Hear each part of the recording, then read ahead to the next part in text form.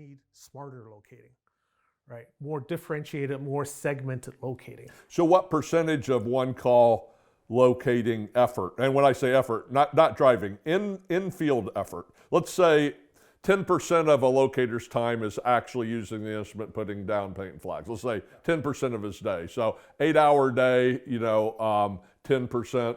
Hour and a half. Yeah. Yeah, 1.25, whatever that is. Okay. So now all of a sudden, you say out of that time that you're actually spending locating. Okay, that's all we're looking at. All right. How much of what you do never does anything for anybody? Is a complete waste of energy. Yeah. So some of that. Some of that are trade secrets that I can't talk specifically about, but it's a very high percent. It's a very high percent that I'm not actually using the instrument to find facilities that are highly likely to be in conflict with the dig area. Yeah. So I want to be very specific about that. Yeah. Right. I think a very high percent of the time I'm not actually doing that. Yeah. Okay. Yeah. And I think we should be, and we could even narrow it down even more. Maybe have the locators spend a higher percent of the time locating high risk, high consequence tickets that are highly likely to be in conflict with the dig area. Right. So what that means then, if that's the set, what's outside of that set are the tickets that are not likely to be in the dig area, the tickets that are not likely to be damaged, in the dig area. The tickets that are, even if they're damaged, we don't like damages, but we need to be smart about this. Even if they're damaged, are not likely to be high consequence. Okay, and we're not even saying necessarily. I'm not even saying necessarily remove locating, but have the locators concentrate on that set, right, and just be smarter about it. As opposed to pretending it's all equal. How can they focus on that set without direct, I'll call it even supervision by the excavator or the design company or those who actually know Good question.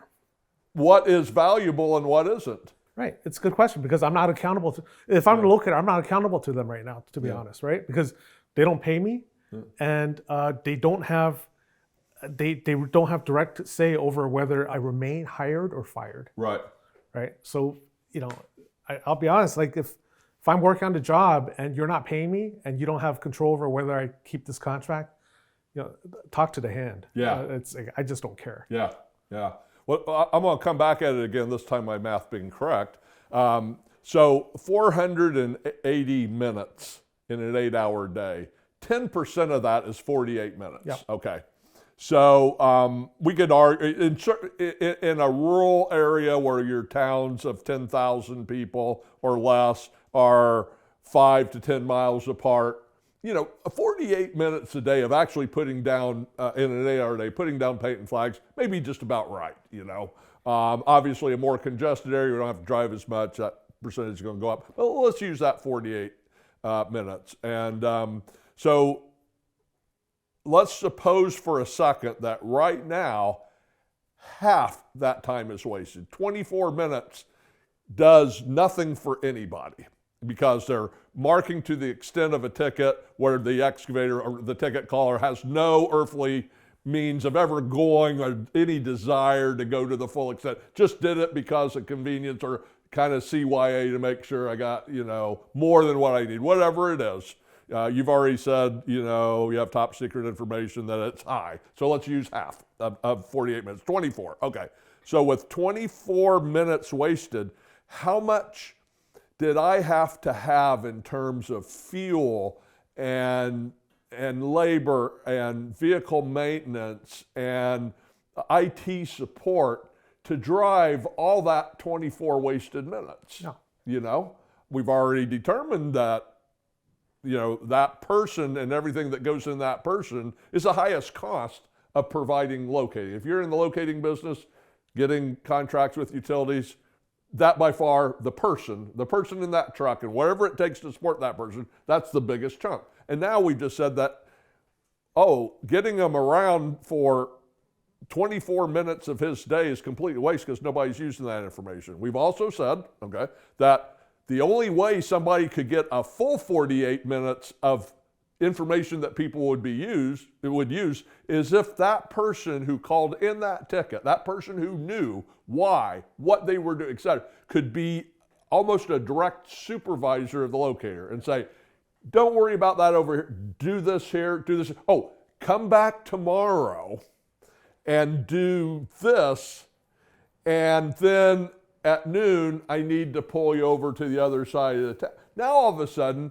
can we assume that none of what that person is doing is wasted? Now, granted, maybe not every mark is dug upon, but maybe a decision is made based on where the marks are about what I'm going to do. So those marks provided value. They gave me or us information that we needed to make a decision.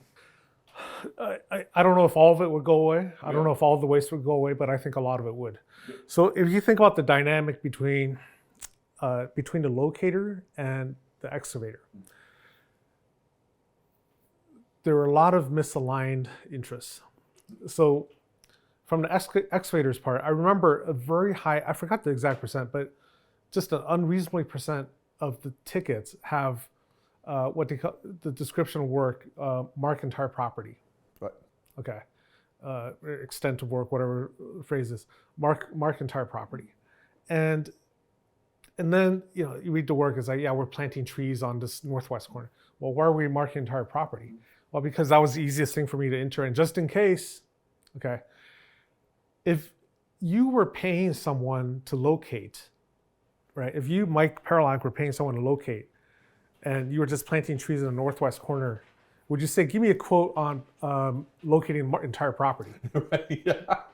You would just locate anything here on this northwest corner right, of my property. it's right. This part of confirm or deny the presence of underground exactly. utilities. You wouldn't say like, hey, this part of Earth, just locate that whole part of Earth. Right. You'd say, no, northwest corner. I need 10 feet by 10 feet. Right. That's it. Okay, and just give me a quote for that.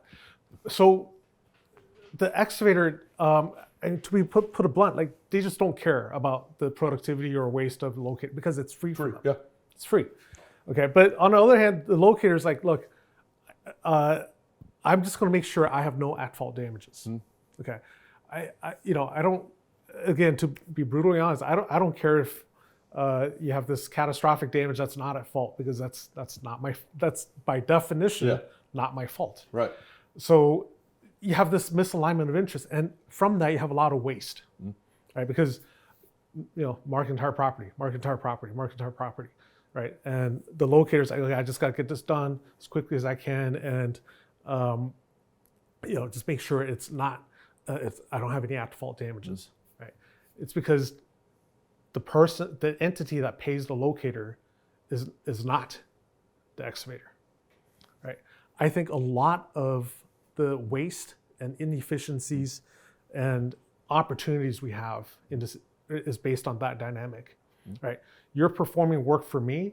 The output of your work is for me to use, but I don't pay you. So basically, you don't care, right? You don't care about what I think or how much delay I have or how much downtime or wasted time I have, and I don't care, frankly, how much wasted time you have, because I'm putting mark entire property on like 30% of all my tickets. Right. When I don't need it. I like your use during our conversation of I don't care, because maybe on the surface it sounds kind of blunt. Sounds blunt, but you know what? It's reality. Oh, what, you do care? Well, obviously, no. Wait, right? I mean, like, I don't care. It sounds crude, right? But it's the reality, right? A very quick story. We took my daughters. We did a immersion in Nicaragua, and it's hot, and no one has AC there, right? First day, they complained, "Oh, it's hot." I'm like, "Hey, you know what? Not only do I not care, no one here cares." Okay, you know what that did? Moved on. She never mentioned it again, because I told her I don't care, because there's nothing I can do, and no one here cares. Right. So what I'm saying is, like, from the excavator's perspective, I don't care. That's why like 30% of my tickets say mark entire property. Right. Right. If I cared, why would I say that? Right. Right. So when two parties share the same problem, Yes. so any good system would congregate the entities that share the same problem when you would reasonably expect a solution to be had. Yes. Yeah. Yes. You have to have alignment of interests. Yeah. Right? Right now we don't, we get into a room and everyone nods their heads and says, yeah, we want to get to zero damages. We want to get to zero damages. We want to get to zero. It's like, no, you don't. It's like you don't. Let's just keep it real, right? You don't want to get to zero damage. The road to 249,000 damages. Right. I want to reduce my damages by 1% and increase my efficiency by 10. Yeah. Yeah. Right. That's what's in my budget next year.